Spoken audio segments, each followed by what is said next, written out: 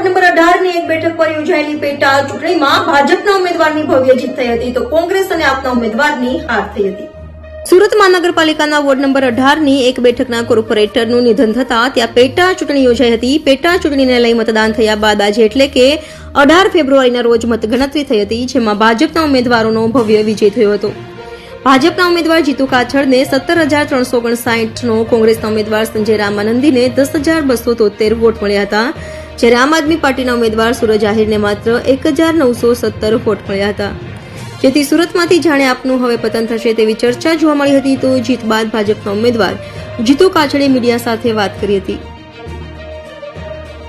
જીતુભાઈ કાછડ, હું ભારતીય જનતા પાર્ટીના ઉમેદવાર તરીકે આજે વોર્ડ નંબર 18માં વિજય થયો છે।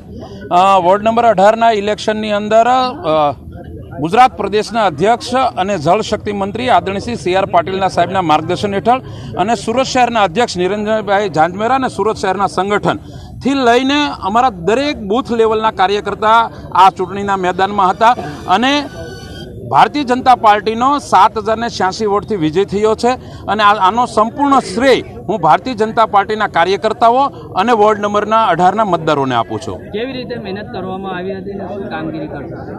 ભારતીય જનતા પાર્ટીનો કાર્યકર્તા હંમેશા ચૂંટણી માટે તૈયાર હોય છે અને દરેક મોહલ્લા શેરીની અંદર એક એક કાર્યકર્તા મેદાનમાં હતો અને એનું આ પરિણામ છે। આગળ શું કેવી રીતે કામગીરી? 4 વર્ષની અંદર ખૂબ જ આ વિસ્તારની અંદર વિકાસના કામો થયા છે અને હજી 1 વર્ષ બાકી છે, ત્યારે અમારી ટીમ સાથે રહીને સુરત મહાનગરપાલિકામાં અમારું શાસન છે, તો એમને વિશ્વાસમાં લઈને જે કાંઈ પ્રશ્નો છે એ પૂરા કરીશું।